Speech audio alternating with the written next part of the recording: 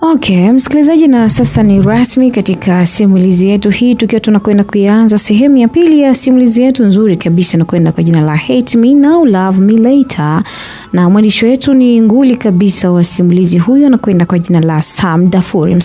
Msikilizaji, hapa ni Simulizi Zetu Media, channel pekee ambayo unaenjoy burudani ya simulizi kali kama hizi kutoka kwa waandishi wakali sambamba na wale wasimulizi waliobobea katika hizi kazi. Kukaribisha sana wewe ambaye bado ni mgeni na haujafuata ukurasa wetu huu hapa. Endelea kutufuatilia hapa YouTube kwa jina la Simulizi Zetu Media, lakini tufuate pale Instagram pamoja na Audio kwa jina la Simulizi Zetu Media, na kwa pale WhatsApp namba yetu ya simu ni 0757567253 kwa mahitaji ya kuwepo katika group la simulizi zetu ambazo zinakuwa zinapatikana huko pia.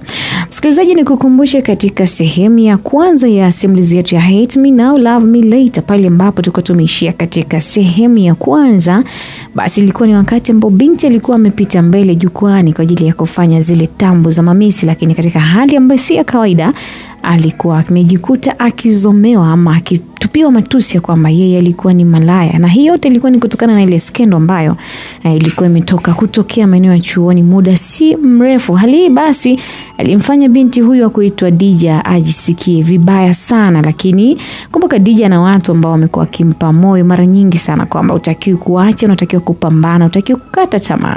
Nini atafanya? Yuko mbele ya jukwaa pale Dija, na hii ni sehemu ya pili ya simulizi hii. Wakati wote huu na kusimulia simulizi hii, jina langu naitwa Tutu.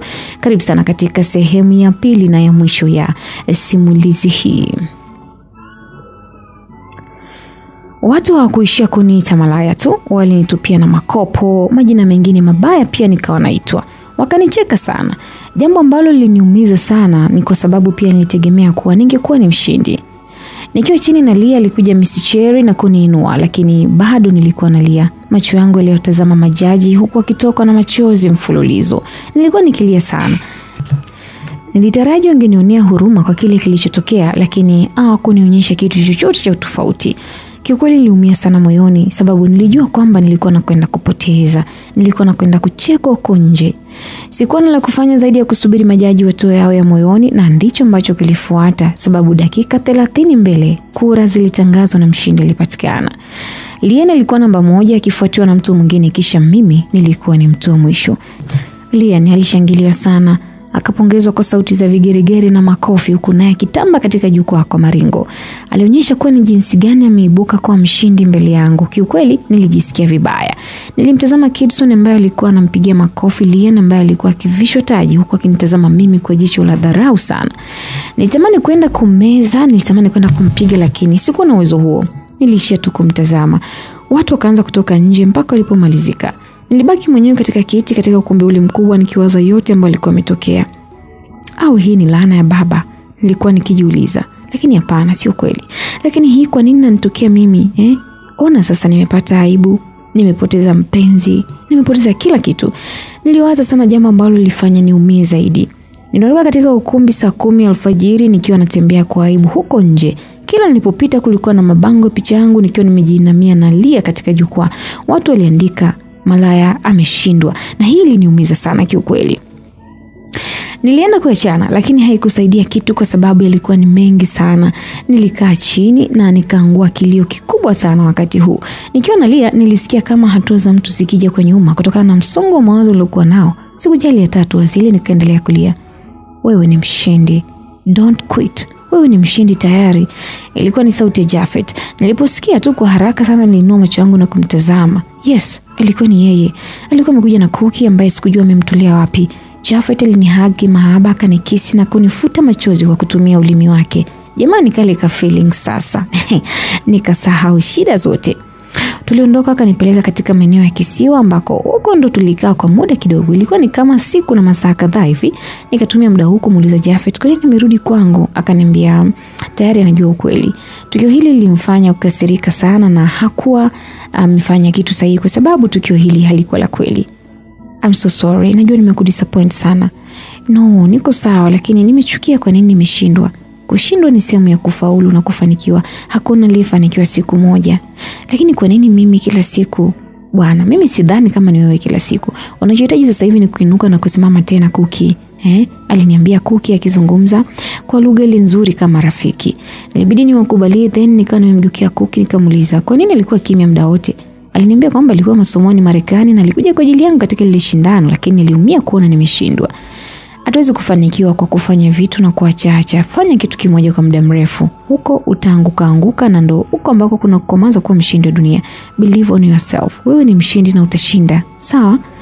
Alizungumza Cookie huku akiwa hajaacha kunitia moyo kwa maneno yake mazuri. Basi nami nikamhakikishia kwamba sitokuja kuacha kuwa mwanamitindo. Akawa amenielewa.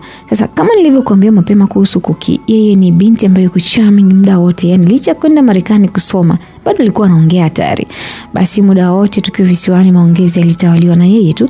Lakini nashukuru na nawashukuru sana watu kwa sababu walinirudisha katika ile nafsi ama ile namna yangu ya kuwa mwanamitindo rasmi, kwani tuliporudi tena jijini mimi niliendelea na kazi yangu bila kuwaza tena watu tazungumza nini. Basi Miss Cherry akawa anakuja pale nyumbani ninapoishi, akawa ananiambia, "Dija, unajua haya sio maisha yako. Wewe upaswi kuishi hapa. You must work hard ili kujitoa katika hii hali. Hakuna aliyezaliwa maskini, lakini wengi tumelalia ndoto zetu kwa kukata tamaa na kutokufanya kazi kwa bidii." Maneno haya kiukweli yalinifanya nikazidi kuumia. Unajua, kama unataka kumsaidia mtu kufanikiwa, basi mwambie ukweli, usimbembeleze. Kama ana fake maisha, mwambie ana fake, achane nayo hayo maisha. Kama anakuwa mvivu, basi mwambie wewe hufanikiwi kwa sababu ya uvivu. Basi maneno ya Miss Cherry yakaishi katika moyo wangu na nilianza kufanya mazoezi. Nikahudhuria kila matukio makubwa ya wanamitindo, ijapokuwa niliumia kwani bado kichwa changu kilikuwa kinakumbukwa kwa ile siku ambayo nilikuwa nikifeli. Siku moja nikiwa mazoezini, nilikuwa nafanya mazoezi nyumbani kwa Miss Cherry. Alikuja mama na kunitaka tuzungumze. Tulienda katika bustani ya maua tukakaa, na sikujua mama alikuwa na jambo gani, lakini aliniambia kwa baba yako yupo kitandani mahututi sana. Ni kama wiki 3 hivi hawezi hata kuongea vizuri. Anaumwa sana na wewe ndio binti yetu wa kipekee ambaye unaweza kunipa faraja katika hili. Kiukweli hili liliniumiza sana katika moyo wangu, ingawa baba alinitenga na kunifukuza nyumbani, lakini sikuweza kufuta upendo wake katika moyo wangu. Atakuwa hapa muda wote akiwakilisha wanaume niwapendao kwa dhati, baba yangu. Mwanaume ambaye alinisaidia mambo mengi sana, licha kwamba nilikuwa nimemkwaza na akanifukuza nyumbani, lakini bado ule uzuri wa baba ulikuwa kichwani mwangu. Natamani kwenda kumuona, lakini najua kwamba ananichukia. Ananichukia na anipendi baba. Si mama, unajua, nilimwambia mama na machozi yalikuwa yakinitoka sana. Hapana, unajua nini Dija? Wazungu wana msemo wa kusema mama anaelewa kila kitu ambacho mtoto anashindwa kuzungumza. Najua ni mapenzi ya dhati sana na baba yako. Nimekaa naye chini, nimemwelekeza 1 2 3. Kwani unataka baraka zake? Si ndio? Amenielewa na ametaka uende kamuone, ndio maana niko hapa. Mama alinishawishi akieleza kwamba kuna muda mama anajua ni nini mtoto wake anataka kukisema hata kama hakusema. Basi kutokana na maneno mama, sikuona kama nilikuwa na sababu ya kumpinga.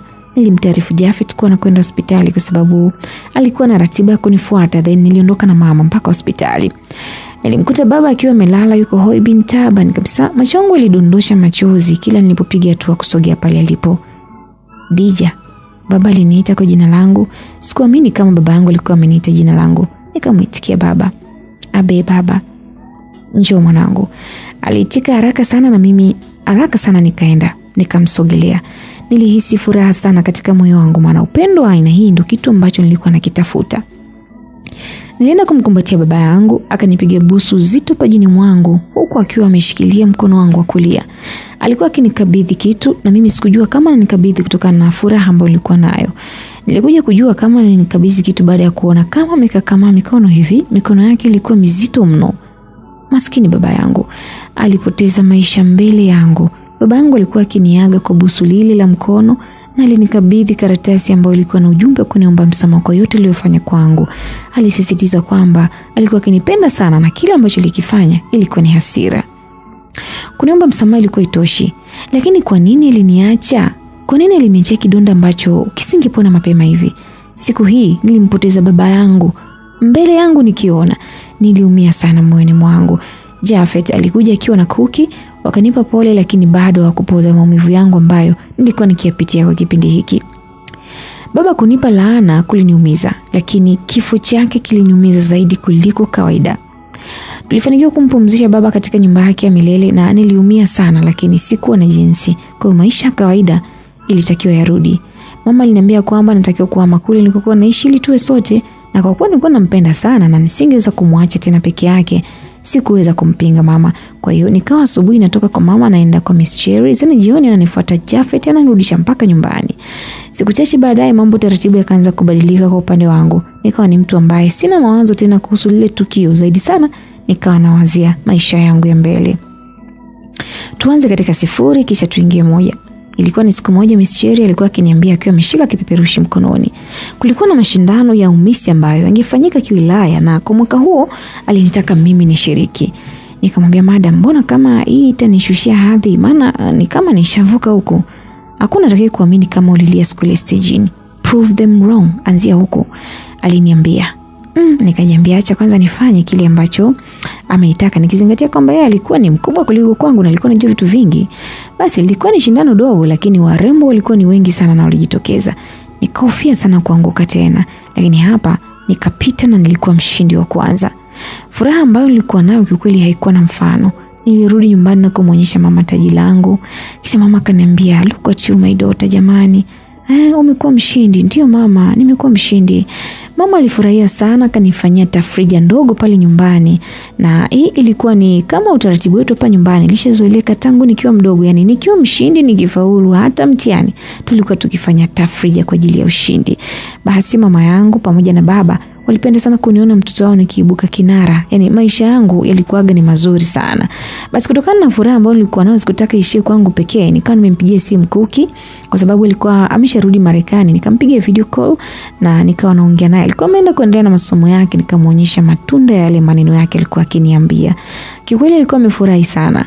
Akanisisitiza nisikate tamaa, ipo siku nitapata tuzo katika jukwaa kubwa la wanamitindo huko duniani. Jafet naye hakuwa nyuma, alikuwa karibu yangu akinieleza. Akaniambia kwamba dunia inaenda kufunguka na utapokea tuzo nyingine. Basi nilihisi furaha sababu nilikuwa na mwanaume ambaye alikuwa ananijali sana. Nakumbuka siku moja nilienda mall, kulikuwa na tukio la uzinduzi wa movies, so nilichukuliwa kama model.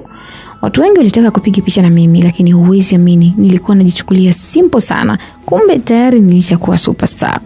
Basi siku hii bwana, Lian alikuwa pale ukumbini, lakini hakupata watu wengi kama ambavyo mimi nilipata. Kiroho kilimfukuta hatari. Wakati natoka alinifuata na kunisimamisha. Ikabidi tu nimsikilize. Lian alionekana kuwa na hasira, lakini pia alikuwa na dharau kwa sababu alikuwa na wivu. Alinitazama kuanzia juu mpaka chini kwa namna ambavyo nilikuwa nimevaa.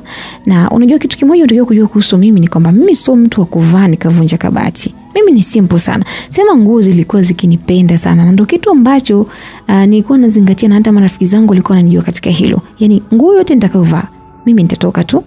Basi siku hii mimi nilikuwa nimevaa kawaida tu, kilemba changu kichwani, gauni la kitenge na sendo zangu. Yaani kama ungeniona, ungenisifia nimependaza, lakini bei ya hiyo nguo ungecheka sana.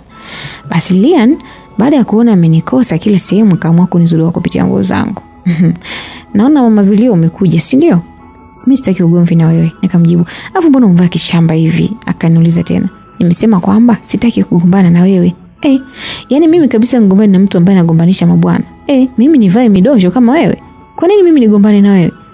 Huyo ni mimi na nitabaki kuwa mimi. Kuna kingine unataka? Nikamuuliza. Naona umekomaa mdomo sasa, si ndio? Na wewe naomba ukomae kama unaona faidi. Nikamjibu, "Unasemaje wewe malaya? Umesikia? Mimi sina muda wa kurudia mara mbili. Naondoka." "Baby bwana achana naye. Demu mwenyewe huyo sio mtamu wala nini. Hakuzidi hata chembe." Kidson aliingilia kati huko akiwa amemshika mkono Lian. Waliondoka katika eneo lile, lakini nilikuwa na hasira sana. Yaani kwa nini sithaminiwi na hao wapuuzi? Nilishia tu kuwatazama. Hao ni haters tu. Watu ambao wapendi mafanikio yako wako hivyo. Don't focus with them. Watakurudisha nyuma. Ilikuwa ni sauti ya Miss Cherry ambaye alikuja na kusimama ubavuni kwangu akawa ananiambia, "Kamuuliza hivi kwa nini wanafanya hivi?" Lian ameona na nyota kali kumzidi. Hivyo anafanya juu chini kuhakikisha kwamba unakata tamaa. Usikubali hilo. I promise you Cherry, sitomsikiliza tena. Nilimhakikishia na kisha tukawa tumerudi nyumbani. Maisha yalisonga. Kulikuwa na shindano lingine ambalo liliandaliwa na mbunge. Nikaenda kushiriki nako nikawa namba 1. Stories zikarudi tena kwangu. Nikaanza kupata umaarufu sasa. Waandishi wa habari wakawa wanakuja nyumbani na kunihoji. "Unafananishwa sana na Lian. Unamchukuliaje?" "She is a good model kwa level yake." "Yes, anafanya vizuri. Napenda anachokifanya." Nilikajibu hivyo. Aliwahi kusikika akisema kwamba hutomfikia katika level zake. Ilikuwa ni swali kutoka kwa mwandishi wa habari. Yuko sahihi sababu alishinda kwenye shindano ambalo mimi nilikuwa wa mwisho. Siwezi kufika katika level zake. Well, sasa hivi ameachana na Kidson, vipi unaweza kurudi kwake? Yaani urudi kwa Kidson kama hapo awali. Kaachana na Kidson? Kwani huna hizo taarifa? Ni mara ya kwanza nakusikia. Hata hivyo nijibu swali lako ni kwamba sitaweza kurudi sababu nina mpenzi wangu ambaye ni Jafet. Ananipenda na ninampenda sana. Nilimjibu mwandishi wa habari kwa utulivu sana. Basi bwana, wadu kanijia. Nikawa natamani kujua kweli wameachana. Umbea huu. Nikafuatilia ili kujua ukweli ambao nilikuwa nimeupata, na kweli nilipata. Kumbe Lian alikuwa na sponsor wake ambaye huyo ndo alikuwa akimnyoshia mambo mengi sana hadi wana mitindo, mara ameshinda taji na nini. Kumbe kwa kuna mtu mwingine bwana. Sponsor akaanza kumsafirisha Lian katika kila sehemu na kumfikisha katika hoteli ambazo zilikuwa za ndoto zake. Sasa siku za mwezi si 40 bwana, kwa alifumwa na Kidson siku moja akiwa na huyu mwanaume anafanya mapenzi. Unajua ilikuwaje? Ubaya wa tabia ya kurudia. Ukimtendea mtu baya sasa hivi huku unacheka, basi ujue tu utarudi kwako na utalia. Kidson aligeuka kuja kuwa mtumwa wa mapenzi kwa Lian. Alikuwa akikesha nje apartment yake ambayo amepanga kama mlinzi. Licha ya kosa kufanywa na Lian, lakini Kidson ndo alikuwa anaomba msamaha kila siku. Yaani alikuwa ni kichaa jamani. Yaani nilitambua zile zilikuwa ni laana za tukio ambalo alikuwa amenifanyia mimi kipindi kile nikiwa tua. Basi bwana, wakati Kidson akiwa anatesa na mapenzi, upande wangu mimi mambo alikuwa ameninyokea. Yaani ndio vizuri Yesu. Nilikuwa siwazi tena kuhusu kuumizwa sababu Jafet alikuwa karibu yangu. Nilipomhitaji alifika, nisipomhitaji alifika. Alinipa mapenzi matamu. Alinifundisha upande mwingine wa mapenzi ambao sikuwahi kufikiria wala kufahamu, na sidhani kama Kidson angenipa. Tukaingia katika engagement nyingine ambayo ilikuwa kama marudio hivi ile ya mwanzo. Nitakupenda daima, alizungumza Jafet mbele ya Kadam Nasi, na wakati huo alikuwa akinivisha pete. Nitakuwa kwako siku zote, na mimi nilimwahidi nikiwa natoka na machozi. Mmependezana sana, mama alituambia. Nisamehe kwa kutaka kuvunja upendo wenu. Baba mkwe naye alikuja katia neno. Wazazi wote wakapongezana kwa hatua hii kubwa katika maisha. Kiukweli sikuamini kama pete ipo kidoleni kwa mara ya pili. Nilikuwa nalia jamani, nisiwe mwongo, maana watu walinisifia sana kwa Instagram nilipoposti picha. Yaani kila mtu alikuwa akinipongeza. Congratulations DJ jamani, machozi yalinitoka na yalikuwa yakitua katika simu yangu tu. Niliona kama ni muujiza hivi. Nikahisi faraja, maana wazazi wote safari hiyo walikuwa wamekubaliana kuwa na mimi na penzi letu walikuwa wamelipa baraka. Basi siku moja nakumbuka Miss Cherry alikuja nyumbani akiwa na bahasha, akaniambia, "Tumealikwa kwenye shindano la wanamitindo nchini Sweden. Uko tayari?" Kwa nini siwe tayari jamani Cherry? Lian naye anashiriki, lakini aliniweka wazi. Maamuzi yakawa kwangu kama nikubali au nisikubali. Basi nikafikiri sana kuhusu Lian, vile anapendwa, ana watu wanajua kumpendezesha. Nilinyong'onyea huku bahasha ikiwa mkononi. Keep on trying, usofie kitu, aliniambia Miss Cherry akinisisitiza kwamba niendelee kujaribu, nisiogope chochote. Alikuwa akinipa moyo. Nikajifikiria sana kwa muda. Unajua kushiriki na mtu ambaye amesha kuonyesha makucha fulani na huwa inakuwa ni ngumu. Basi nikawa nawaza, lakini kwa kuwa nilikuwa najua naenda kushindana na wanamitindo mbalimbali kimataifa, basi nilifanya mazoezi sana. Nilikuwa kama chizi hivi, yani hata tembe yangu ilikuwa ni ya Kimis. Basi mama akawa ananicheka tu, sio niwe nje niwe ndani, nilikuwa nikitembea Kimis tu. Sikutaka kuwa mzembe kiukweli. Nilihakikisha nachangamka na kujituma mno. Katika kipindi hiki ambacho nilikuwa namfuatia sana Lian, pia nilitaka kujua alikuwa ameposti nini na nini. Basi ilikuwa kila siku napita katika kurasa zake kupekua, na kiukweli alikuwa ananitisha, maana mbwembwe zilikuwa kama zote mpaka nikawa na wasiwasi kuhusu au nisitishe ile zoezi. Lakini nakumbuka siku moja Miss Cherry alikuja ninapofanya mazoezi akiwa ameongozana na trainer mpya ambaye alikuwa ni kama designer wangu. Akaniambia, "Unajua njia ya kuwa mshindi ni kujituma, kumtanguliza Mungu na kuwa mbunifu." Nikamjibu, "Kuangalia washindani wako je?" Swali hili liliniweka kimya, maana nilikuwa najua na chambo muda si mrefu. Ni kweli Miss Cherry aliniambia maneno mengi sana kuhusu kutokufanya jambo kwa kumwangalia mwingine. Alinisisitiza pia na kusema, "Wewe utabaki kwa wewe. Hakuna kopi yako, hata uzaliwe upya hapa ulimwenguni. Kwa kufanya jambo na kumwangalia mpinzani wako na ni kujiua tu saikolojia yako. Wewe fanya ambacho ukitambua kwamba unafanya kwa ajili yako na sio kwa ajili ya mtu mwingine." Kichambo kanifikia vizuri tu kama ambavyo nilitaraji. Basi nikaishi katika maneno yake, na kuanzia siku niliacha kabisa kumfuatilia huyu Lian kwenye mitandao yake. Nilikuwa busy na mambo yangu mengine kwa sababu nilikuwa najua ni sumu kufuatilia, yani uniumiza kila wakati. Sikutaka kujua ameposti nini, yuko wapi, anafanya nini na kadhalika. Mimi nilifocus katika mambo yangu. Basi siku ya kuondoka ilipofika, niliondoka na timu yangu bila kusahau mpenzi wangu. Tukaingia Sweden na kufikia hotelini, huku Lian na timu yake wakifikia katika hoteli nyingine tofauti na ile ambayo nilifikia. Nilikuwa nimeongozana na barafu, moyo wangu ambaye usiku ule aliniita, akanisisimua moyo wangu maana kilikuwa ni cha moto hatari jamani, mpaka nikatamani kusipambazuke. Basi nilivyokuwa na sifa sasa, asubuhi akaniweka kingine. Nyie jamaa napenda huyu, alafu ananipenda mpaka raha. Muda wote nikawa namwaza tu, yani nikimwaza tu nahisi kama aish, au tukatoe nguo jamani. Basi bwana, sasa siku moja mbele tulijiandaa vizuri na siku iliyofuata tuliingia ukumbini. Nikiwa ukumbini niliangaza kulia na kushoto, lakini sikuweza kumuona Liane. Jina lake lilisomwa lakini hakutokea. Sikufahamu ni kwa nini ilikuwa hivyo, na hiyo sintofahamu ikawa imetukumba wote, maana kulikuwa na taarifa kwamba mpaka watu wanaingia ukumbini yeye alikuwa tayari ameshatoka katika hoteli ilikofikia, lakini yuko wapi? Likawa ndo swali ambalo hakuna ambaye alipatia majibu. Simu yake ilipigwa zaidi na zaidi, lakini hakupatikana, na basi sikuwa na jinsi. Nilipanda jukwani nikaibuka kuwa mshindi wa 3 kati ya watu 200 ambao tulikuwa tumeshiriki kutoka nchi mbalimbali. Nilipotoka nje nilikutana na Liane ambaye alinisukuma akisema, "Umeniroga, si ndio? Umeniroga niharishe nisije hapa, si ndio?" Waandishi wa habari walikuwa wakichukua tukio. Jamani, hii si ni aibu hii jamani, vitu gani hivi vinaenda mtandaoni? Taarifa zilipepea kwa haraka sana katika kila sehemu. Watu wa nchini wakajua kwamba nimeroga, sababu mara nyingi waliona Liane akishinda na hakuwahi kuumwa hata siku moja. Nani wakuniamini sasa? Ikawa tayari sauti yake imepazwa na alikuwa akisikika sana. Nilitaji ambalo nilipewa nikaona kama mzigo. Na mara baada ya kufika airport nikatupiwa maganda ya ndizi, nikatupiwa mayai usoni, na vurugu za hapa na pale zilifanyika. Niliona aibu sana jamani. Yaani nilibaki nikilia. Unajua mwanzoni niliamini kwamba kulia ingekuwa ni njia sahihi ya wale watu kuniacha, lakini haikuwa hivyo. Watu walinitusi sana, wakaniambia mimi nimegombanisha wanaume, mimi ni malaya na sitakuja kupata tuzo wala kushinda. Polisi walinisaidia kwa usalama wa maisha yangu, lakini nilikuwa na sehemu ya watu ambao wamechanganyikiwa kabisa na kukosa furaha. Niliimani kwamba ushindi wangu ungekuwa na furaha, kumbe ulikuja na nuksi. Basi ilikuwa ni nuksi, balaa, mikosi. Kiukweli niliumia sana. Sasa nilipofika Sweden nilikuwa vizuri tu, lakini kuna muda nikahisi kama tumbo linaniuma, na hapo ndo ambapo nilianza kuharisha. Yalikuwa ni mazungumzo ambayo Liane alikuwa akiyafanya. Kwa hiyo ulirogwa, hakuna kingine, na hii sio mara ya kwanza kufanyana figisu, sababu wakati niko shule alinichana na wembe usoni huyu. Mimi namchukia sana, yani namchukia, na kama huko aliko anaitazama hii interview, basi jua kwamba mimi namchukia, naendelea kuniroga hivyo hivyo. Ilikuwa ni interview ambayo nilikuwa naitazama kupitia runinga yangu nyumbani. Binti alikuwa akizungumza yote kuhusu mimi kwamba nimekuwa sababu ya yeye kutokushinda. Kiukweli iliniumiza sana moyoni, kwa sababu nilikuwa nachafuliwa kwenye kitu ambacho sikuwa nimewahi kukifanya. Lakini kuna siku kweli utawekwa wazi. Jafet aliniambia akiwa amenikumbatia, nini nimemkosea nini, lakini mimi kwani Liane najua mimi sielewi mpaka leo. Usijali mpenzi wangu, kikubwa angalia ndoto zako. Unajua mimi natamani hata kuachana na hii kazi. Yaani natamani kabisa.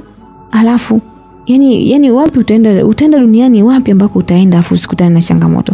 Kila sehemu na changamoto. Jafet hakuacha kuniweka sawa. Licha kuniweka sawa, lakini nilikuwa nimeshaharibika kisaikolojia, sababu kwenye mabango barabarani watu walikuwa wanachana picha zangu na kuweka Liane. Jamii iliniona mchawi, nikatengwa vilivyo. Nakumbuka siku moja nilikuwa natoka mall, nilikuwa na Cherry ambaye alikuwa mbele na mimi nilikuwa nyuma, kwa sababu nilikuwa naongea na simu. Hatua kadhaa mbele nilisikia nikiitwa. Niligeuka na kutazama nani ambaye alikuwa akiniita. Nilimwona alikuwa ni Kidson akiwa ameshika ua mkononi. Alipoona nimesimama alipiga magoti huko akitembea mpaka nilipo. Kisha akaniambia, "Dija, nahitaji mapenzi yako, nakuhitaji katika maisha yangu." Unajua alinichefua huyu mkaka. Yaani nilichefukwa roho kweli. Sikuwa na huruma naye. Nikamsukuma mimi nikaondoka zangu. Angejua kwamba simpendi katika maisha yangu, ina singefanya kujileta kwangu. Basi kitendo cha Kidson kusukuma na mimi kilimkera sana katika moyo wake, na hata alipojiinua na kutaka tuzungumze, sikumpa muda. Nilikuwa mkali na nilimtaka asiwe karibu kabisa na maisha yangu, kwa sababu angeniharibia huko mbeleni. Naomba ukae mbali na mimi. Wewe sio mtu sahihi katika maisha yangu. Hivi uone ambacho ulinifanyia, na unajiliza nini yani mbele yangu? Basi nikaondoka na Cherry huku tukiangua kicheko. Mimi nilienda kwa Jafet ambaye alinichukua na kunipeleka somewhere ya kupata dina. Ilikuwa ni utulivu tu. Eneo fulani ambalo lilikuwa ni nzuri sana, kwa na muziki laini wenye kubembeleza namna hii. Basi sijui hata maeneo haya alikuwa anatoa wapi ukaka jamani. Tukaanza kupiga picha, tukalishana chakula, kwa kutumia midomo kama ndege. Chakula kilikuwa kitamu sana, lakini labda pengine ni kwa sababu nilikuwa wakati nakula napata nafasi pia kula mate yake. Hata sielewi jamani, sijui tena mapenzi. Basi bwana, sasa kitu gani baba yako ambacho alikuwa anakufanyia kila ulipokuwa mshindi darasani? Jafet leo aliamua kuniuliza. Na bila hata kupepesa macho nikawa nimemwambia kile ambacho babangu alikuwa anapenda kuniambia. Wow. Nami basi nitakuwa na kusurprise siku ukishinda shindano kubwa la kidunia. Jamani, unataka kunifanya nini tena? Nikamuuliza. Ngoja nikwambie nikupe moyo. Nataka siku ukishinda nikuoe kabisa. Jafet, promise me. Kweli nakwambia. Haki na hapa. Jafet aliapa. Nilikuwa na furaha lakini moyoni nilikuwa na mawazo mengi sana kwamba ningeshindaje ikiwa watu wote wanajua mimi ni mchawi huko nje. Hili niumiza sana, lakini nikajiambia kwamba mimi ni mshindi, hakuna niliyemroga hapo awali. Hayo ni maneno tu. Siku yetu turudi nyumbani kama kwenye saa 6 hivi usiku. Mbingu ilikuwa imetulia na Jafet alisimamisha gari kwenye nyumba yetu. Nami nilishuka na kutaka kuanza kuingia ndani. Basi nilipofika getini, Jafet aliniita na kushuka katika gari. Alikuja karibu yangu akanishika kiuno, akanipapasa taratibu kama mjusi hivi anapanda kwenye ukuta akivizia mdudu. Basi bwana, hisia zikanipanda. Nikahisi nimeanza kama kufanya vitu fulani hivi kwenye mwili wangu. Nikamsukuma kidogo. Naye basi akadeka kimahaba hapo, akanisogelea akanishika tena kiuno. Nilihisi raha. Akanipapasa shanga zangu kidogo, then tukakisi kama dakika moja hivi, akaniambia, "Nenda nyumbani lakini nikifika nitakujuza. Tutaongea kwa video call." "Okay boo, take care. Afu unajua mimi nakupenda." Nikamwambia, "Yeah, I know." Basi jichonge. Nilimwaga na nikampongea mkono mpaka naondoka na kisha nikawa nimeingia ndani. Kiukweli siku nilikuwa nimechoka sana, kwa hiyo nilioga na kulala mazima. Yaani hata mama sikuongea naye. Asubuhi nilipoamka niliona missed call katika simu yangu. Alikuwa ni mama mkwe amenipigia. Nilimpigia na akapokea. "Una taarifa kuhusu Jafet?" "Ipi tena mama?" "Jafet ametekwa na majambazi usiku wa jana. Baba yuko polisi anafuatilia kwa kina." Mama mkwe aliniambia. Jamani, nilihisi kupagawa. Jafet ametekwa? Yaani kivipi ikiwa jana tu tumeagana vizuri namna ile? Nani mteke? Na anataka nini? Tulimtafuta Jafet kila sehemu huku nikishirikiana na askari wa jiji, lakini hakuna mafanikio yote ambayo niliyapata. Siku, wiki mbili zikapita bila mafanikio yote yale, wala sikujua wapi mpenzi wangu yupo. Nilijifungia ndani na kuangua kilio, maana nilikosa la kufanya. Mama alikuja chumbani na kukaa karibu yangu, akanibembeleza na kunipa moyo kwamba angeonekana na huenda yuko sehemu salama. Mama hapana, hawezi kuwa, mbona hata simu yake hapatikani? Kwani una wasiwasi gani? Polisi wanaendelea na upelelezi. Mama, unajua jinsi gani nampenda huyu mtu, unajua? Niliendelea kulia. Basi rafiki yangu Kuki alipata taarifa yake, akanipigia simu jioni yake na tukawa tumezungumza. "Unamdhani nani?" aliniuliza, nami nikamsimulia matukio mawili. Tukio la kwanza ni kufeli kwa Lian kule Sweden, na tukio la pili ilikuwa ni mimi kurumbana na Kidson. Kisha akaniambia, "Mimi naona Kidson anahusika katika hili." "Kivipi?" "Huenda alichukia, hebu mchunguzi vizuri." Niliona kama maneno yake yanataka kufanya kazi hivi. Basi siku iliyofuata nilienda kukutana na Kidson nyumbani kwao. "Dija, unataka nini?" "Naomba mwache mpenzi wangu." "Umerogwa au kisa sija kutafuta sensi uonyeshe dharau ile siku ndio unahisi nimemteka boy wako?" "Najua ni wewe. Sasa ole wako ukimkuta kitu kibaya." "Wewe mwanamke wewe. Yaani wewe ni mwanamke tu kwangu juu. Hamna kitu utanifanya." "Kidson, mimi sicheki na wewe. Sasa wewe jitie kiburi utaona." Umechanganyikiwa, si ndio? Mpenzi wako si amekufa au hauna?" Kabla hajamaliza kuzungumza, simu yangu iliita. Alikuwa ni Miss Cherry ambaye alinipigia. Nilipokea nikiwa na imani kuwa kungekuwa na taarifa muhimu. "Tunatakiwa kwenda Marekani katika shindano la kumtafuta mrembo wa dunia. Hilo ndo utapata hela, upasi kukosa." "Madam, unajua napitia nini? Naendaje huko?" "Dija, hilo liko chini ya polisi, wao wataamua." "Hata kama, lakini Jafet ni nusu ya maisha yangu, naondokaje bila ya yeye kuwa sehemu yangu au kuwa sehemu salama? Kwa hiyo ni cancel jina lako." "Kwani mashindano ni lini?" "Hadi kufikia Jumatatu tunapaswa tu kule kwa sababu nimechelewa kupata email yao. Walituma tangu mwezi ulioisha, bado siku 2 tu." Miss Cherry alinisisitiza. Mkononi nikana mambo mawili ambayo nimeyabeba. Au niendelee kumtafuta Jafet wangu ama niende katika mashindano. Nikafikiria sana na nikashindwa la kuamua. Lakini jioni nilipokea simu kutoka kwa mama mkwe. Alikuwa ametekwa na Kidson, amepatikana. Polisi wametuletea nyumbani. Mama mkwe alinipa taarifa ambayo ilinipa furaha sana kwa wakati ule. Baada ya taarifa usiku ule nilimpigia simu Miss Cherry na kumwambia kwamba niko tayari kwa kila kitu katika masuala ya fashion. Miss Cherry alifurahi sana, lakini katikati ya furaha yake aliniambia kwamba Lia naye anashiriki. Nilimshirikisha mama kuhusu hili. Mama akanikalisha chini kisha akaniambia, "Mtu bora hawi bora kwa kufanya jambo mara moja. Anahitaji kurudia mara nyingi sana ndio bora wake utapatikana. Fanya vitu bora mara nyingi ili uwe bora." Maneno mama yalinipa moyo, nikakubali na kuondoka kuelekea Marekani. Nakumbuka tulikuwa tunakwenda katika fashion show ya 73 ambayo mshindi analipwa zaidi ya bilioni 30 za Kimarekani, pesa ambayo ningekuwa tajiri wa kutupwa na hakuna ambaye angesema kitu mbele yangu. Siku iliyofuata nilienda kwa Jafet, nikaongea naye, nikapiga naye stories hapa na pale. Nilimkuta akiwa amepungua sana kiukweli. Moyoni niliumia, lakini sikuwa na jinsi kwa sababu kupatikana kwake ilikuwa ni bora zaidi. Bado polisi walikuwa wanamshikilia baba yake. Alitaka kumtolea dhamana, lakini wamesema kuwa kesi kama yake haiwezi kuwa na dhamana yote. Mungu wangu. Na pia nataka kwenda Marekani katika shindano. Sijui tutakwenda wote. Hapana, mimi nitakutazama kwenye TV, usijali sawa. Aliniambia Jafet akiwa ananisisitiza nisio na wasiwasi kwa sababu atakuwa ananiangalia. Basi nilifurahi, lakini moyoni nilikuwa na simanzi kwa sababu nishamzoea katika kila kitu nilichokuwa nafanya. Basi tulikuwa tukienda wote. Nilitamani angalau angekuwa karibu yangu pindi ninapokuwa nipo hotelini ili hata tufanye mambo yetu yale. Jamani, hata nipewe cha asubuhi, lakini ndio hivyo. Lakini naye aligundua hilo na akaacha kunisisitiza kwamba nipambane na kutimiza ndoto zangu. Kuwa na mwanaume kama Jafet jamani, ni ndoto ya kila mwanamke. Sema kwa bahati mbaya sasa hivi ambaki akina Jet Li, akina sijui nani huko wenye ngumi hao muda wote mnapigana, yani nyumba uwanja wa mapambano. Basi bwana, siku ya safari ilipofika, tukaenda airport mimi na Miss Cherry. Tulikutana na waandishi wa habari ambapo walikuwa kimojiliana nasi, tukawa tumekaa pembeni tu kumsikiliza. Narudi nataji hapa, hakuna mtu akunishinda. Yes, ameroga. Basi mimi namtegemea Mungu. Akawa amejitapa. Una hakika kwamba ameroga? Aliulizwa. Ndugu mtangazaji, wewe wapi? Unauliza uchawi kwa yule malaya au nani? Yule ni mchawi. Yaani ni mchawi, mimi nakuhakikisha. Alishindwa hata kuendelea kuzungumza kutokana na irizi ambayo ilikuwa katika kiuno chake kudondoka.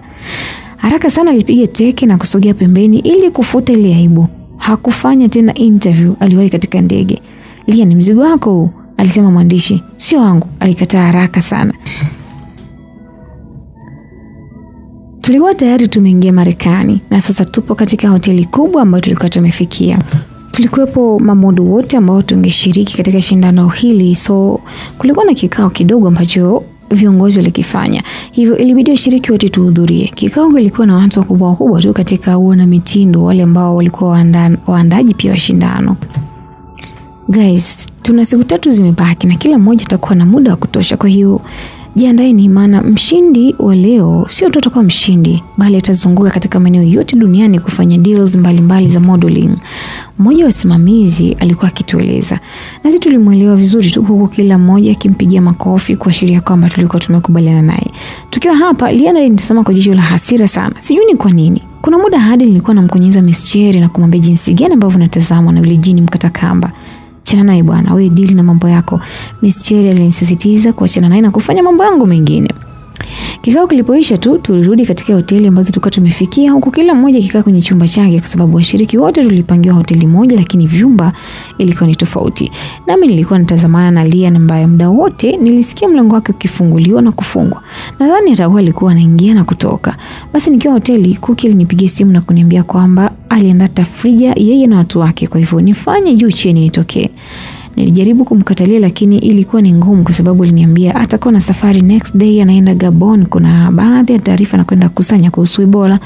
Basi sikuwa na jinsi kwa sababu she's my best friend ever to be. Na basi niliongea na Miss Cherry akaniambia niende, lakini niwahi kurudi asubuhi ili tuanze taratibu nyingine. Niliondoka hoteli na nikafika kwa kina Cookie ambako kulikuwa na tafrija. Nimeandaa hii kwa ajili yako boo, unajua, alisema Cookie. Basi kwa nini umefanya hivi? Nikamuuliza, unajua ni muda mrefu sana alafu unaenda kwa mtu mkubwa. Sidhani kama nitapata muda wa kuongea na wewe kama hapo awali. Najua, lakini sidhani kama bwana anaweza kutenga jamani. Sasa mimi nitaongea na nani kama sio wewe? Vipi kuhusu mambo yako lakini? Kila kitu kiko sawa. Nilimjibu na nikamsimulia kuhusu Jafet na vile penzi letu linaendelea, lakini mwisho nilimsimulia kuhusu irizi ambayo ilidondoka pale airport. Cookie alicheka sana. Alicheka kiasi kwamba alianza kutoka na machozi. Na huyu ndo Cookie wangu bwana. Yaani yuko kwenye nchi ya watu, lakini namna yake ya kuongea na vitendo ni Mtanzania kabisa. Huyu binti mimi nampenda bure ujue. Kwanza alikuwa anapenda umbea kuliko atakula. Basi asubuhi ulipopambazuka, jambo la kwanza ilikuwa ni kwenda katika gari yangu ambayo tulikuwa tumepewa na ile kampuni. Niliwasha ili nirudi home, lakini jambo la kushangaza nilipotazama katika kioo cha mbele, nilimwona Lia akiwa amekaa katika siti. Nikashtuka sana. Amefikaje na anataka nini? Moyo ulinienda mbio sana maana sikutegemea kama katika gari kungekuwa na mtu. Nigeuka nikamuuliza, "Unataka nini?" Mguu sio wema kabisa. Sijui kama unanisikia. Nini kinaendelea sasa? Niko hapa kukuonya. Usishiriki hili shindano. Fanya linalowezekana. Yaani buni hata ugonjwa, lakini usishiriki, aliniambia. Nilianza kurumbana naye na kumwambia kwamba sitaki kufanya lolote kati ya ulioniambia. Unajua sikuwa natambua lipi hasa lilikuwa lengo lake, kwa sababu alishajimwamba fai mwenyewe pale airport mbele ya waandishi wa habari kuwa anarudi na taji afu leo angoja kunipa story. So mimi nikajua kwamba alikuwa tayari kwa kila kitu. Yaani kama ni vita basi iwe jukwani mbele ya majaji na sio hapa. Nikaamua tu kumzodoa. Mbona unakuwa muoga wewe? Wewe umesema airport kwamba utashinda. Shida nini? Twende basi. Oh, kumbe una mdomo, si ndio? Ili swali lako mimi nimelichoka bwana. Kila siku na mdomo na wewe sasa uone kama nina mdomo. Okay, nimekuja kistaarabu umekataa, sasa tutaona. Alifoka. Niliona akitoa kitu katika matiti yake, sikujua ilikuwa ni nini, lakini ilikuwa ni unga ambao alipuliza na ulitua katika uso wangu, kisha alifungua mlango na kuondoka zake. Nilijipangusa usoni, nikatoa mavumbi na kujitazama katika kioo. Nilikuwa sawa. Sikuwa na tatizo lolote, lakini moyoni nilikuwa na wasiwasi huenda ule ulikuwa ni uchawi wake. Niliendesha gari na kurudi hoteli ambako nilikutana na Miss Cherry akiwa amekaa na wenzake wakizungumza. Nilienda pale nikamvuta pembeni na kumsimulia kile ambacho kwa kimetokea baina yangu na Lian. Miss Cherry alishangaa sana na kudhani kwamba namuongopea, lakini nilimsimulia vizuri mpaka kanielewa. Kwa ina maana amefanya nini sasa? Ni amefanya huu ujinga kimaanisha nini? Amefanya ndio, lakini sijui na sioni tofauti yote katika mwili wangu. Ukweli ni kwamba sikuwa na tofauti yote kwa muda ule. I was really happy na kuonekana ni mrembo zaidi. Lian alikuja na kunipa juice huku akiendelea kuweka tabasamu usoni. Yaani ilikuwa ni kama hakuna chochote ambacho kwa kimetokea hapo mwanzo. Basi nilimtazama, nikahisi kutapika usoni kwa hizo makeup alikuwa amepaka. Yaani alikuwaje sijui jamani. Nikamwambia na kumfokea kama mtoto. Hebu niondokee bwana wewe. Nitolee unafiki wako hapa. Tangu lini umeanza kunipenda? Tupo nje kwetu Dija bwana. Kwa nini unakuwa na chuki hivi? Utajua mwenyewe. Wewe ni mchawi kweli wewe. Nilimchamba zangu nikaondoka hapo na nikaenda room. Nikampigia simu Jafet nikamsimulia mkasa mzima. Akanisisitiza nisali kwa jina la Bwana pia nifanye maombi mbalimbali. Nikafanya hivyo kisha nikalala zangu. Nikiimani kwamba ningeamka salama asubuhi. Asubuhi ilipopambazuka mtu wa kwanza kuja kunigongea mlango alikuwa ni Lian. Nilistuka sana maana sikutegemea kuwa angekuwa ni mtu wa kwanza. Unataka nini? Mbona unifuatafuata kwenye maisha yangu jamani? Nilichokitaka nishakiona, kajitazame kwenye kioo. Pumbavu mkubwa wewe. Alinipigia singi zake na kuondoka. Haraka sana nikawahi katika kioo. Sikuamini jamani. Sura yangu ilikuwa na mapunye uso mzima ambayo yalianza kuuma ghafla huku akiwa ameiva hivi. Ilikuwa ni tukio la muda mfupi sana ambalo lilinidondosha machozi. Kumbe ule unga wa jana bwana ulikuwa na uchawi ndani yake na alikuwa pale kuniroga, na kitu ambacho alikuwa amefanikiwa kwa kweli, kwa sababu uso wangu ulikuwa umebadilika kabisa. Yaani ulibadilika ghafla tu. Jamani. Basi nilikaa ndani nikawa naangua kilio ambacho sio cha kawaida. Hakuna kitu kinauma maishani kama kuharibiwa ndoto yako tena na mtu yule yule. Nilimchukia Lian jamani. Nikatamani hata kuchoma moto nyumba yake, lakini nani angeniamini kwamba nimefanywa hivyo kutokana na uchawi wake. Nikizingatia kwamba kule kwa kwanza ni Marekani, ni ugenini, hawajui chochote hata kuhusu uchawi. Na sina ushahidi wote. Basi wakati mgumu katika maisha yangu naweza kusema ilikuwa ni huu, kwa sababu nilipokea simu kutoka kwa wakurugenzi wakitaka kwenda kuhudhuria semina ya mwisho ambayo wangetoa some tips to follow, ambapo winners wangekuwa wamepita pale. Sikuwa na uwezo huo tena. Wenzangu walienda na kila aliyerudi alikuwa na furaha, lakini kwangu ilikuwa hivyo. Kilio ilikuwa ni kwa kwenda mbele. Nililia vilivyo nikimwomba Mungu anisaidie. Nakumbuka siku ya kwanza ilipita huku sura yangu ikiwa na mapunye, ikaingia siku ya pili ilibadilisha kabisa sura yangu na hata kuona ilikuwa ni shida. Ilibidi madaktari waje kunicheki na kunipatia matibabu ya hapa na pale. Walinichunguza kama nimekula chakula ambacho kilinidhuru, lakini haikuwa hivyo. Hawakupata ugonjwa wowote katika mwili wangu. Kuna dawa takupa lakini itachukua wiki moja kupona. Daktari alinieleza. Wiki tena jamani, wakati shindano ni kesho. This is medical rule. Unatakiwa uzifuate. Daktari alisisitiza kuwa natakiwa kufuata hizo taratibu, yani siwezi nikaponyeshwa haraka hivyo ambavyo nataka. Basi sikuona nikitoka katika kutokufanya ile shindano. Nilikaa ndani na kudondosha tu machozi. Seems like kilio changu kilimfikia mama yangu ambaye alinipigia simu baada ya kuona nimemkalia kimya kwa muda wa siku nzima. Kuna shida gani mtoto wangu? Mbona sio kawaida mko kimya hivyo? Sikuwa na jinsi. Nikamsimulia mama kila kitu ambacho nilikuwa napitia. Kwa mara ya kwanza nilisikia kilio cha mama yangu katika simu. Mama alilia sana mpaka nikashindwa kuongea naye, ilibidi mimi nikate simu. Only Jesus can solve our problems. Ilikuwa ni maandishi ambayo niliyasoma, ilikuwa juu ya meza na akawa amenikumbusha kwamba kuna ukuu wa Mungu baada ya kila kitu. Nikaona bora nimkimbilie Mungu. Nikawa nasali, lakini nje nikawa nimesikia sauti Lian akisema, "Utaomba sana mpaka lugha za mababu zako lakini hutopona ngo." Alijifanya kuwa ni Mungu. kwamba haamini kama mimi Mungu atanisikia katika maombi yangu. Basi moyoni mimi niliumia na kujiambia Mungu anisaidie, na nilikuwa nikiomba kwa Mungu nikimaanisha kwamba naomba. Maombi yangu kwa Mungu wakati ule hayakufika kabisa. Saa God iliniweka pending kabisa na kuwahudumia watu wengine. Nikaendelea kuteseka kihisia huku nikitafakari nini la kufanya, kama kuachana na shindano ama kuendelea. Nikiwa chumbani nadondosha machozi, alikuja Kuki na kukaa kando yangu. Alinitazama sana akaniuliza, "Nini shida?" Swali lake lilinidondosha machozi sana. Nikamsimulia kila kitu, naye aliteseka moyoni sababu ni sehemu ya maisha yake. Akaniambia Mungu anapimaga sana imani, endelea kumomba. Maneno haya nikaishi nayo mpaka anaondoka. Jioni ilipofika, walikuja wawakilishi kutoka kampuni na kuniuliza kama nitakuwepo ama la. Nijifikiria sana kuwajibu na mwisho nikaambia kwamba nitakuwepo. Miss Cherry akafurahishwa na jibu langu. What she wanted ilikuwa ni mimi kuacha. "Nani atafurahi sasa muonekano wako?" aliniuliza. "Usijua kwa nini Mungu amenipa muonekano. Bwana, mimi siko upande wako. Maana najua utatia aibu, bora tukaachana na hili." "Madam, kuvimba kwangu uso, akuingiliana na modeling, niamini. Binafsi tanisamehe sababu sitakuwa nyuma yako," alinieleza madam. Kunyanyapaliwa na mtu ambaye nilikuwa namtegemea kuliniumiza sana. Nilimchukulia kama sehemu ya watu wangu muhimu sana ambao wangenishika mkono katika kipindi hiki kigumu, lakini na yeye alikata tamaa. Niliteseka jamani. Niseme ukweli, niliumizwa. Basi siku ilipofika, ilikuja gari na kuwachukua wenzangu. Mimi sikuchukuliwa hadi nikashangaa. Kwani kimetokea nini? Katika kufuatilia niliambiwa kwamba nitafuatwa na gari binafsi ambayo itakuja pale kwenye majira ya saa 4 za usiku. Kiukweli moyoni niliumia sana. Niliona natengo mapema, lakini Kuki hakuacha kunipa moyo. Nilipongea na Jafet, naye pia hakuacha kunisisitizia. Aliyekuwa karibu na Mungu ndiye mshindi. Nenda mkapambane my love. Mumeo niko na kusubiri urudi na nitakuoa tu. Ukifika tunakuoa. Na kuahidi nitahakikisha nashinda. Nilimondoa hofu, lakini nilishindwa kujiondoa hofu hiyo mimi mwenyewe. Basi hatimaye saa 4 ilifika, walikuja kunifuata katika gari binafsi. Tuelekea katika eneo la fashion huku nikiwa nimeambatana na Kuki pamoja na designer wangu. Ukumbi ulipendeza jamani. Kila kitu kilikuwa kimepangiliwa ambavyo inatakiwa kuwa. Washiriki wote walipewa thamani isipokuwa mimi tu. Washiriki mbalimbali walipanda katika jukwaa kuonyesha namna gani walivyokuwa wamejiandaa na kutafuta huo ushindi. Jukwaa lilikuwa linatisha sana. Alafu watu walikuwa ni wengi sana. Ni wengi hatari kiasi kwamba hadi matukio mengine yalionyeshwa kwenye big screen.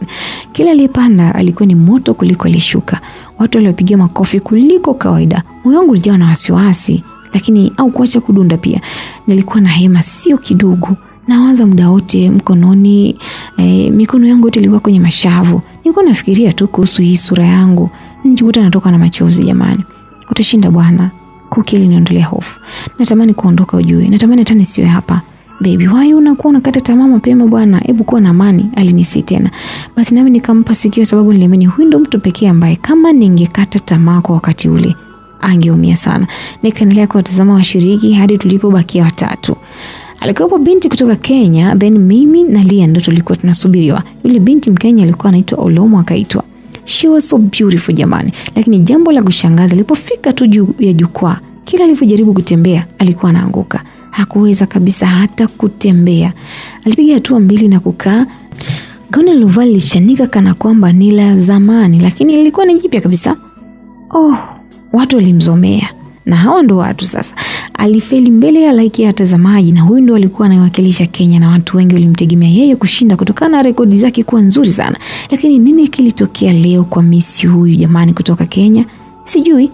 Nikamtazama Lian, alikuwa anapiga makofi. Ina maana kile ambacho kilikuwa kinaendelea yeye alifurahishwa nacho. Omolo alilemka chini na kuanza kulia. Alilia mno. Ilibidi nimfuate kuzungumza naye. Nini kimetokea Omolo? Nimerogwa. Mbele nilikuwa naona maji, kulikuwa na maji tu. Kwa nini?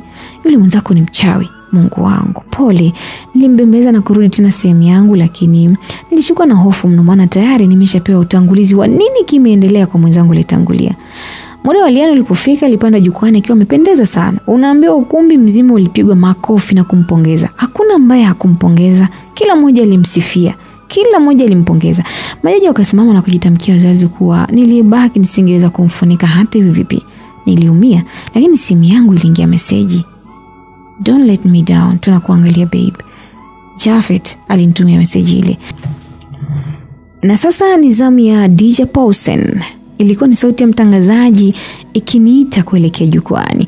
Haraka sana nilienda kwa designer na kuvaa nguo zangu, kisha nilisali sala takatifu na kuingia ukumbini, huku nikiwa na matokeo ya kutokuvuka katika tukio hili. Moyo wangu ulikuwa ukidunda sana kwa wakati huu. Nilitembea kwa hofu, lakini nilipomtazama Cookie niliona akinisisitiza kutembea kwa kujiamini. Yes, nilifanya hivyo, ambapo nilitembea kwa stepu hadi sehemu ya katikati. Nikafanya kama nazunguka, then nikawatazama majaji, nikashusha miwani yangu na kupandisha tena. Ukumbi mzima ulipayuka kwa sauti, kila mmoja alipigwa shangwe la kufa mtu. Nami kwa mbwembwe nikatembea karibu na sehemu ambayo alikaa mwanaume mmoja, nikamtazama na kumkonyeza. Sijui nilitoa wapi nguvu hizi, lakini nadhani ni kudra ya Mwenyezi Mungu. Mungu alinipa uwezo wa kujiamini kuliko kawaida, kana kwamba nilikuwa sikuwahi hata kuogopa huo uchawi. Dakika zangu 10 za kujinadisha pale mbele zilikuwa kama sekunde 3. Maana hakuna ambaye alitosheka katika kutazama onesho langu. Wote walitaka tena na tena. Can you repeat please? Nilimsikia jaji akisema akinitaka nirudie. Haiwezekani, Lian alipayuka. What are you talking about? Jaji aliuliza na hakuwa anaelewa Kiswahili. I say no, repeat, alisisitiza Lian akiwa anatoka na machozi. Bado hujasema mpaka useme, Omolo naye alimjibu. She was on my side now. Nilishangaa mbona ameanza kunipenda ghafla, kumbe alichukizwa na kitendo cha yeye kurogwa. Moja kwa moja akawa amemchukia Lian. Majaji walinitaka nirudie kwa nguvu na mimi nikafanya hivyo. Mara hii ya pili ni kama nilipania hivyo, maana niliua na nikaua tena pale stage. Nilishangiliwa kuliko kawaida. Sidhani kama kuna siku niliwahi kushangiliwa kama vile. Muonekano wangu hakuna ambaye aliujali hata kidogo. Watu walinipiga picha na kuposti mitandaoni, na muda wa majaji sasa kutoa kura zao ulipofika, walitangaza mshindi. Moyoni bado nilikuwa na wasiwasi kwamba huenda Lian atakuwa ameroga, lakini haikuwa hivyo. Jaji mkuu alisimama akasema, tulikuwa tukitafuta mshindi wa aina yako kwa muda mrefu sana, na mwisho leo umepatikana. Hongera sana DJ kwa kuibuka kwa mshindi katika shindano la 73 la maonyesho ya World Women Fashion. Machozi yalinidondoka kiukweli wakati nikisikia kauli hii, na wakati natangazwa na kwenda kuvishwa taji, sikuamini kabisa. Nilimtazama Lian, alikuwa amejinamia huku akidondosha machozi. Kisha wakanipa mic, nilimtazama mmoja baada ya mwingine, na kisha nikasema, Mungu ametuumba akiwa na kusudio lake. Hakuna mwenye kuziba riziki ya mwenzake.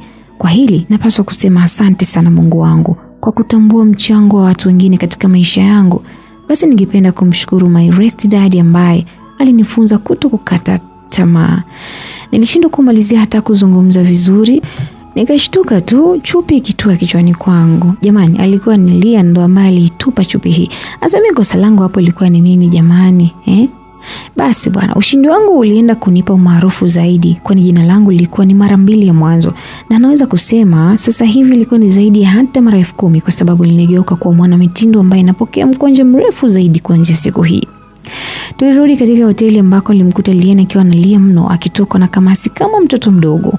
Nilienda hadi karibu yake na kuchuchumaa. Alikuwa anaona aibu, hata sura yake ilionekana hivyo, lakini mimi nikaamua kumwambia, Lian, Mungu ana njia nyingi sana za kumuinua mshindi wa kweli. Unakumbuka ni wewe ndio ambaye ulinifanya hadi nikafukuzwa shule kwa sababu ya uongo? Unakumbuka ulinitengenezea tukio la kunigombanisha na wanaume mpaka nikawa na stress, unakumbuka? Unakumbuka pia kama uliniroga ili nisishinde? Lakini itazama sasa hivi, Mungu huyo ambaye aliniona mimi wakati nalia, aliniinua na kunivisha thamani. Leo hii unalia na kusaga meno. Pole Lian, lakini kwa sasa mimi ni mkubwa kuliko wewe. Wanasema hate me now, love me later. Si ulinichukia hapo mwanzo? Basi nipende sasa hivi Lian. Nilimchamba na kisha huyo nikainuka na kuondoka zangu. Nikarudi room ambako kulikuwa na tafrija ndogo ambayo ilifanywa na akina Omolo pamoja na Miss Cherry ambaye pia alirudi pamoja na Cookie, bila kusahau washiriki wengine. Kizuri ni kwamba wengine wote walifurahia ushindi wangu isipokuwa tu Lian ambaye alibaki chumbani kwake muda wote akidondosha machozi. Sisi hata tukujali, tulilisakata rumba na kufurahia maisha. Nilimpigia pia mama yangu pamoja na mume wangu mtarajiwa, nikamsimulia jinsi gani ambavyo nilikuwa na furaha isiyo na kifani. Mume wangu alinihakikishia kwamba siku nikirudi nyumbani atanipokea airport, na hapo ndipo msafara mkubwa wa magari utaunga moja kwa moja mpaka kanisani. Ndoa ni raha . Nikasema hapa mbona koma. Nikamwambia mume wangu kafute kesi ya Kidson kule polisi aje ashuhudie ndoa kwamba unanioa. Mnajua nilitaka Kidson aje katika ndoa yangu ili aumie roho. Yaani si ndo kama ambavyo alikuwa akinitesa kipindi kile. Kipindi mimi namtaka akaniletea mabalaa. Ugomvi wangu mimi hauishi siku moja. Yaani lazima ex mpumbavu zake kama Kidson nimrushe roho ingawaje hakunikula mbwa yule. Basi bwana, siku iliyofuata watu wa kampuni walinifuata na kunitembeza Washington DC yote. Nilienda hadi katika ikulu ya Marekani kuonana na rais wao. Jamani, mimi huyo kuonana na rais wa Marekani, sikuamini. Kukutana na rais wa nchi kubwa kama Marekani ni jambo ambalo sikuwahi kuliota wala kudhani katika maisha yangu kama lingekuja kutokea, lakini ndio ambavyo ilikuwa. Don't give up. Wewe ni mshindi wa kesho. Endapo tu ukiamua kuivalia ndoto yako njuga, basi amini kwamba na ukubali kwamba ukikomaa na changamoto hizo unatoboa. Mimi nilifukuzwa shule, nikafukuzwa nyumbani, nikafeli zaidi ya mara 2, lakini zote nilisimama huku watu wengine wakiniunga mkono. Sasa hivi mimi ni mshindi. Mimi ni mtu ambaye natazamwa kama kioo. Nilikuwa na furaha sana kipindi ambacho nilikuwa nikijiangalia katika gari langu, pembeni yangu akiwa amekaa mke wa rais wa Marekani. What a beautiful moment. What a life that I have. Yote ilikuwa ni matunda ya mimi kupambania ndoto zangu. Sasa hivi naitwa mshindi na kila mmoja anatamani kuwa kama mimi. Believe on yourself na usipumbazwe na mtu yote ambaye sio wewe. Wewe umezaliwa kuja kuwa mshindi. Nisikumotivate sana usije ukafanikiwa kidogo tu basi ukawa motivation speaker ndugu zangu. After all, 3 days later tuliondoka Marekani na tungepitia Japani ambako maonyesho sasa yalikuwa yanaendelea. Alikuwa ni maonyesho ya sanaa na baada ya hapo ningerudi nyumbani vizuri tu. Huko nilipokuwa napita hakukuwa na Lian. Nilienda na watu wangu. Lian alisharudi nyumbani muda sana. Nakumbuka tulikaa Japani kama wiki moja na siku ya Jumapili nilirudi Tanzania. Nilikutana na umati pale uwanja wa Taifa sio poa. Watu walikuwa ni wengi kiasi kwamba hadi nilishindwa kutembea na gari. Nilikuwa natembea kwa miguu na wote waliimba wimbo mmoja tu. Dija, dija, dija. Na hawa ndio ambao waliwahi kuniimba mimi kama malaya. Jamani, jina langu likakuwa. Nikakumbuka lile jina la malaya na nikaumia sana. Nikaumia moyoni lakini sikuwa na jinsi. Niliungana katika safari hii ya furaha yao. Pengine ilikuwa lazima nipitie kule ili nije kuwa hivi nilivyo. Basi msafara wetu ulienda kutua kanisani. Jamani mimi sikuamini kama nakanyaga kanisani leo kwa ajili ya ndoa na mume wangu kipenzi ambaye alichelewa kufika kutokana na changamoto za foleni. Nilichukia kwa nini amechelewa lakini dakika 40 mbele alikuja akiwa ameongozana na watu wake. Tukakaa mbele kwa ajili ya kuozeshwa lakini ghafla akaingia Kidson. Kidson alisimama mlangoni akiwa anatoka na machozi. Sura yake ilikuwa ni ndogo kuliko Piriton. Alinyoa kwa aibu. Aibu ilikuwa mbele yake. Kila mmoja alimtazama huku tukiwa na hamu kubwa ya kutaka kujua nini Kidson basi hata angezungumza. Kidson alikuwa amesimama kama kinyago cha mpingo huku akidondosha machozi. Pastor ambaye alikuwa anatufungisha ndoa alimuuliza kuna nini? Then Kidson akasema, I'm sorry for all I did you wrong. Mimi nilitaka kuvunja penzi lenu kwa ujinga. Najutia kwa kila kosa ambalo nimelifanya. Bado hujasema mpaka useme. Pastor alizungumza kwa dhiaka, jambo ambalo lilifanya kanisa zima kuitikia. Bado hujasema mpaka useme Kidson. Maneno yake yakagonga moyo na nilihisi fahari sana maana hiki ndicho ambacho nilikuwa nakitaka kwa ex huyu. Kidson alitaka kuondoka lakini alisimamishwa na pastor ili ashuhudie ndoa yangu na Jafet ambavyo ilikuwa inaenda. Atafanyaje sasa kama sio kaa kanisani akisubiri ndoa ipite? Ni sawa nimefanywa mambo ya kuuma lakini hili lilikuwa linauma zaidi. Just imagine unakaa mbele ya kanisa kabisa kushuhudia ndoa ya ex wako huku machozi yanakudondoka. Miamba tulivisha na pete mbele ya maadui na fisokoro kunyu wote ambao waliombea mabaya. Nikapigwa busu zito mpaka mwili ukasisimka. Jamani, nilifurahia sana. Nilikuwa napigwa denda huku na mchabo Kidson. Yaani nataka aone vile na enjoy. Lakini nilikuwa namuona akifumba macho. Ndoa ilipita vizuri tu. Pastor akatusii tuishi kwa amani. Nasi tulitoka nje kuelekea katika honeymoon ambayo tuliambiwa na ile kampuni kuwa ingefanyika katika jiji la Kuala Lumpur huko Malaysia. Nikiwa katika gari naelekea njiani, nilimuona mtu kama Lian akiwa amesimama barabarani. Ndio, alikuwa ni yeye. Akanipongea mkono ili gari simame. Gari lisimama na alikuja hadi katika kioo. Akanitazama na kuniambia, "Wewe ni mshindi wa kweli. I'm sorry nilipokosea na kutakia maisha mema." Na kisha akaondoka. Moyoni niliona furaha sana maana nimeheshimiwa na wote walionidharau. Nikawa mimi sasa ndo mshindi. Siku iliyofuata tulienda kwa rais wa nchi tukiwa watu watatu, yani mimi, Miss Cherry pamoja na kisokoro kunyu wangu, yani Lian. Rais alisema kwamba Lian anapaswa kuniomba msamaha mbele ya umati au runinga ama pale mbele yake. Jamani nyie, roho yangu ilisawazika sana maana niliombwa msamaha wa magoti. Lian aliniomba msamaha huku analia mpaka nikamuonea aibu jamani. Akasema kwamba amefanya mambo mengi kunidhalilisha lakini ana appreciate kwa kuwa mimi ndo mshindi halali. Basi bwana, zikapita siku 4 na siku ya 5 tulianza safari kwenda Malaysia, lakini nikiwa airport nilianza kuhisi kichefuchefu. Nikaenda kutapika. Mimba hiyo, mama aliniambia. Niliogopa sana maana sikuwa najua nalea namna gani. Nikaomba sio kweli, lakini sikuweza kubadilisha huu kweli kwamba ni kweli nilikuwa na mimba. Haya, visokoro kunyu mliosema kwamba sitashika mimba, na hii ni nini? Lian na Kidson, mna mtoto nyie? Watu mambo pambe. Yani hao si tukatimka zetu kwenda Malaysia kula honeymoon, na ndio ikawa hivyo. Mimi na penzi langu, mimi na mpenzi wangu, visokoro kunyu wote pembeni. Usikate tamaa, usiangushwe na wapuuzi watatu. Huwezi jua wewe lini unatakiwa kuomba msamaha. Haya, mimi nimemaliza bwana. Na hii ilikuwa ni sehemu ya pili ya simulizi yetu kutoka kwa mwandishi wetu nguli kabisa wa maandiko, mkali wa hizi kazi, si mwingine anaitwa Sam Dafur. Na mimi nakwambia kwamba hakikisha umesubscribe channel hii. Mambo mazuri hapa ndo kwanza yanaanza. Wakati wote ulikuwa nami na kusimulia simulizi hii. Jina langu naitwa Tutu. Kwaheri kwa sasa, tukutane katika simulizi nyingine.